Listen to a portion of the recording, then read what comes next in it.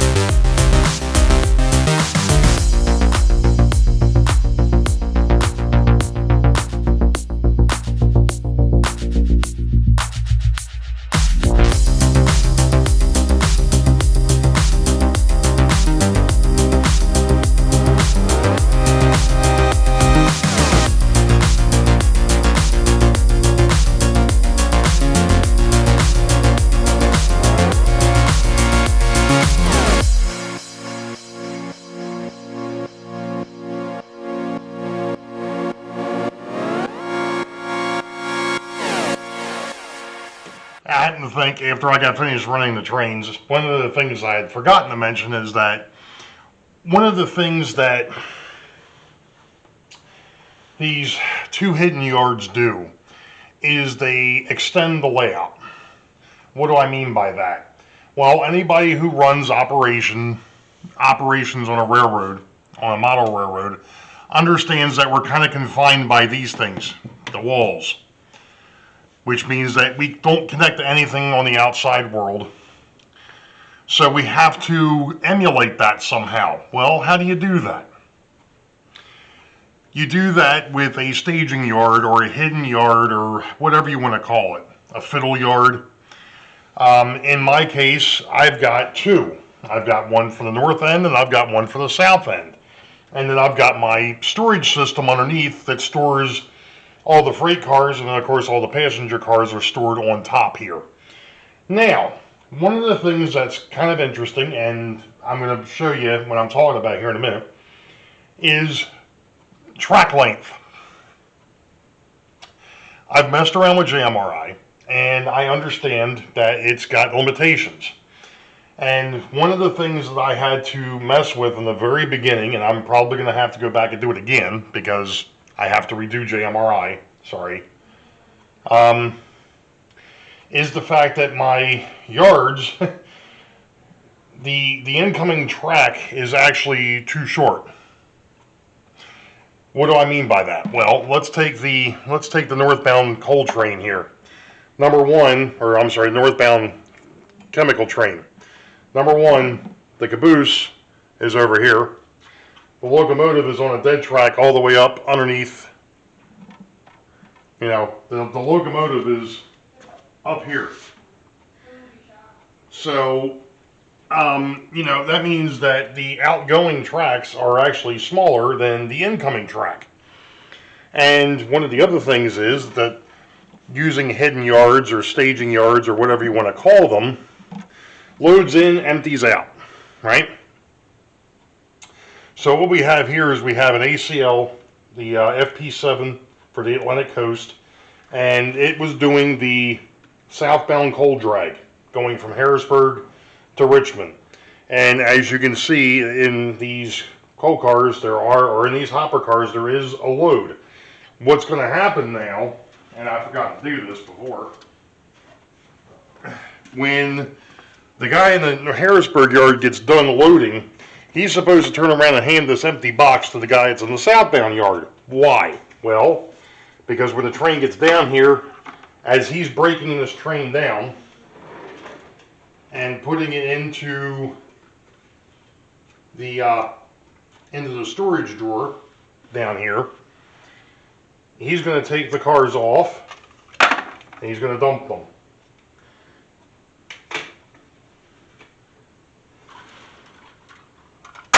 Just like that. And then when he's done taking the whole train off, then he'll turn around and hand this box back to the guy that's in the northbound yard. Why? Because the train, as it goes back north, is going to be empty. So the other thing that happens here is the locomotives come off down here and they go up here, and then since this is a AB unit, it's just going to sit up there like that. I'm going to finish unloading the coal train.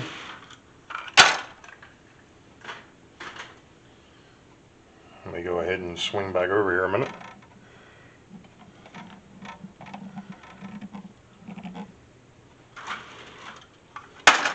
Now, obviously, you can't do this for every car, and I've got an issue with one of my hopper cars. I noticed it while the train was running. Apparently, my Union Pacific car doesn't want to stay on the track. So it's going to come off and go into the box of shame.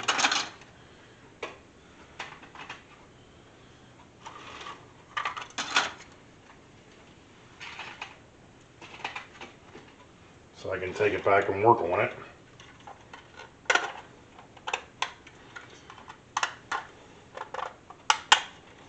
Okay, and when the figure,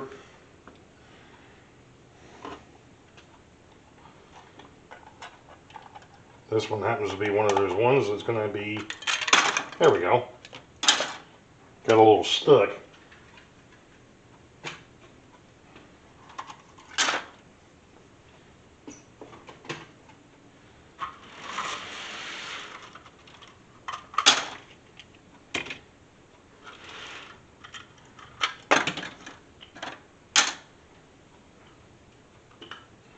And that'll be one of the other things too. Eventually, that box of shame is going to have to find a new home because that area will get scenic at some point, and I won't be able to put the box of shame over there anymore.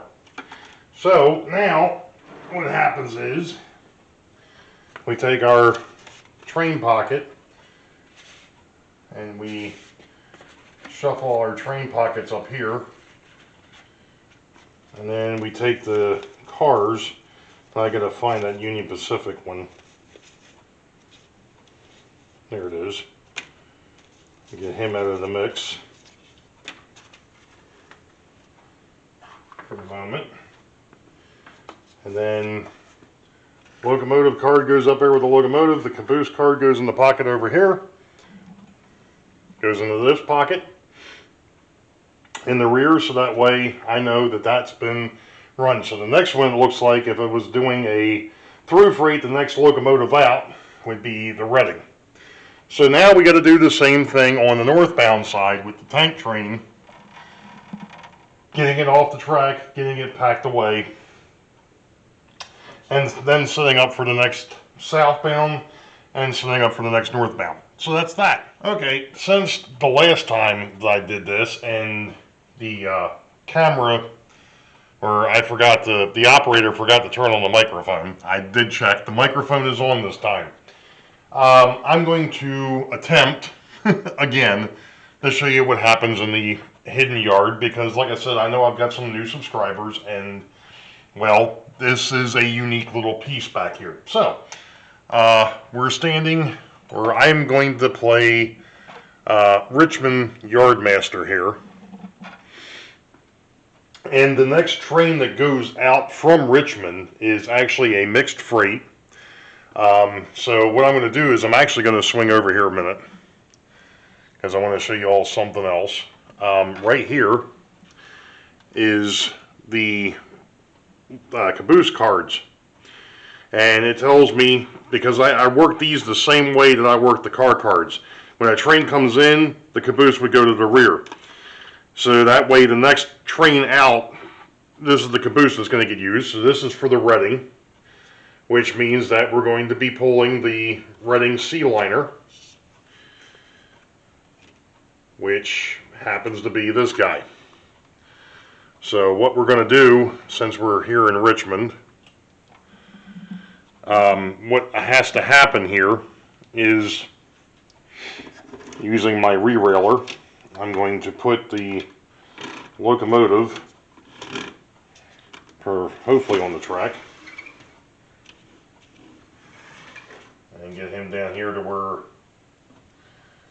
the dead track will be. So now I can take the cards and put them on the end of the slot up here, because this is the northbound trains. The seaboard will actually be the next one out, and then this train will go behind it. But what we have to do now is we have to go into the drawer system, and we have to pull out some cars, some rolling stock. Now, one of the interesting things with the railroad, and I've mentioned it before, is whatever comes out of one yard has to come out of the other yard, because there isn't enough room to store a lot of stuff. I mean, I've got 3 drawers sitting down here. You'd think there'd be enough room. There really isn't. So if I pull 3 flat cars out of Richmond, I have to take 3 flat cars out of Harrisburg. But we'll get to that in a minute. So we're actually going to start off by pulling out some flat cars.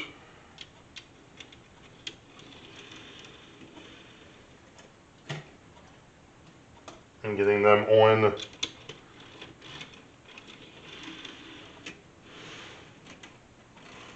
I hit that one a little bit tough, a little bit too hard there. Okay. We'll do this the other way then. Since I knocked that one off the track. So I'm going to go ahead and I'm going to send out 3 flat cars to start off with. Now, how do I know that those are the next 3 flat cars? Well, if I'm lucky, the way that I've got these pieces of rolling stock sitting in the drawer here, the ones that should be going out or should be outgoing or closest to me, the ones that just came in are farthest away from me. So if I actually go back up here and take a look at the car cards for flat cars, I do show the National Pipe car, I do show the Western Maryland car, and I do show the Chesapeake and Ohio. So there you go. And like I said before, the same thing. When these cars get to the other end, they'll go to the back of the card box here for whatever box they belong or whatever area they belong in.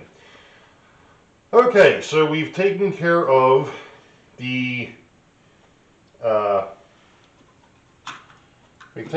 some flat cars. Let's see, what else can I toss on this train? Let's go ahead and throw a couple of short covered hoppers.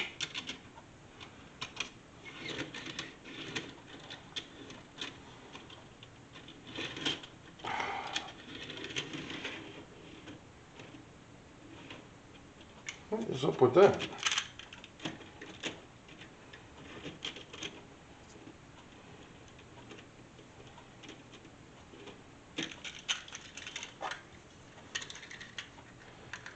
Apparently the weight on this has shifted a little bit. It wasn't sitting flat. And it's still not sitting flat. We're sitting level. There we go. Let's see if this one's any better. That one was fine. Alright. So we're going to send out a pair of those. I think maybe we'll go down here and we'll pull out a transition car. And what do I mean by a transition? Well, that's one that's got a horn hook on the front and a KD on the back. Since these cars that just came in or just went on were still horn hooked. Then we're going to go ahead and we're going to throw, I think we'll throw a 50-foot boxcar on here.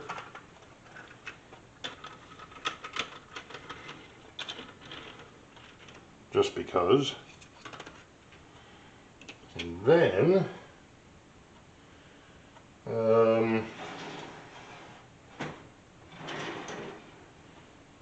since I seem to have an overabundance of 40-footers,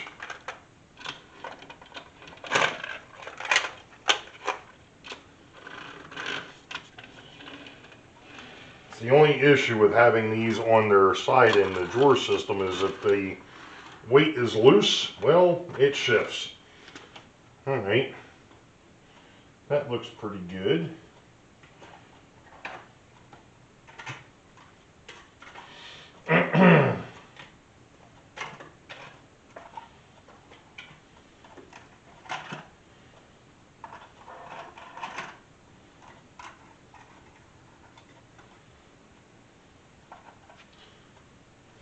I think maybe what I'll do is I'll throw a refrigerator car on here too. Provided I can get them out of there.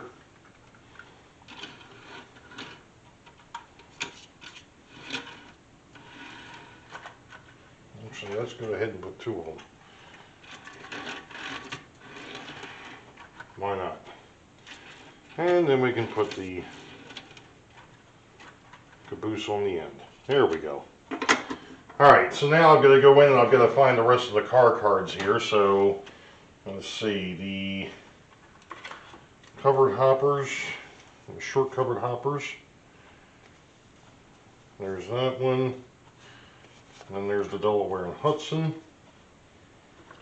And then we have a transition car.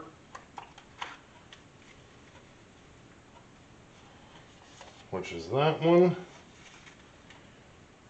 And then I to find my 50-foot box cars, which are right here. There's that one. And then I need to find the 40-footers.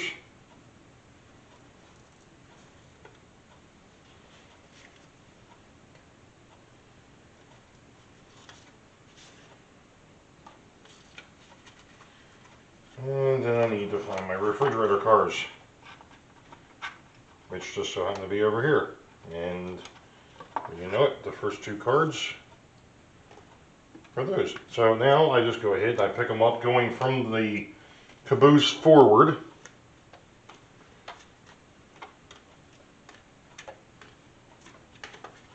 I take and put them into the train pocket going north. And I'll do the same thing on the southbound side, so we're not going to show that, so I'll be back. Well, to be perfectly honest, I should have probably taken before and after shots of this mess that I had back here, but since I didn't, well, before I couldn't even look at the workbench. I mean, there was stuff piled up, mainly from when I cleaned out from underneath the layout. Actually, if I scroll down here a little bit, yeah, there's a Goodyear blimp underneath of there. And I went ahead and, of course, it doesn't show up because of the light, but that's all the stuff that's in need of heavy repair. Let's put it that way. That's a good way to put it. So I've got my workbench back on both sides. Of course, the funny thing of it is I went ahead and got all this together. I'm going to swing around the other side here. I went ahead and got all this together back here, and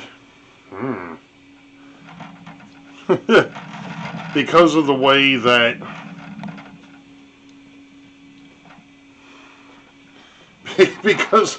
I set this up, it's actually a little too high for the chair. But this is the bench that was existing.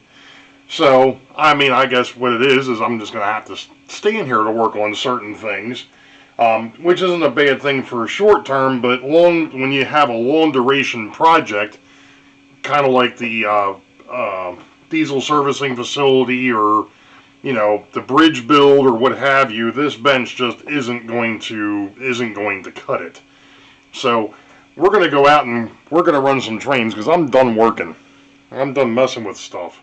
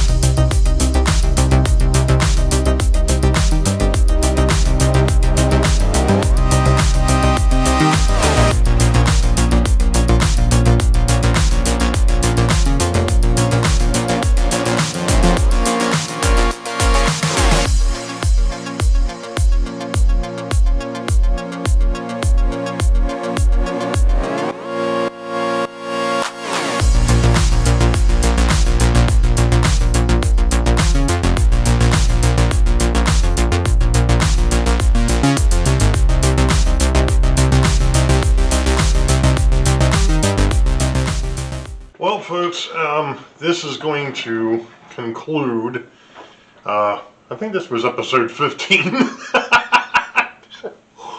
what happens when you record it over multiple nights, and you had a holiday in between. Just a reminder that Sidetrack Sunday is on my channel this weekend, which is jeez a whiz. This is terrible. I'm definitely having one of those senior moments here. The 24th of April. Really? It is the 24th of April. Jeez a whiz. What do I have planned for Sidetrack Sunday this week? Well, you'll have to stay tuned to find out. I've got some ideas, some things I'm going to actually start working on here in a little bit. I'm going to start putting some stuff together. Not buildings, but I'm putting some stuff together. you may want to stick around because I think this one here might interest a few folks. But other than that, you all know the deal. Wait for the highball. Green tracks ahead. We'll catch you all next time. Be safe. God bless. We will see ya.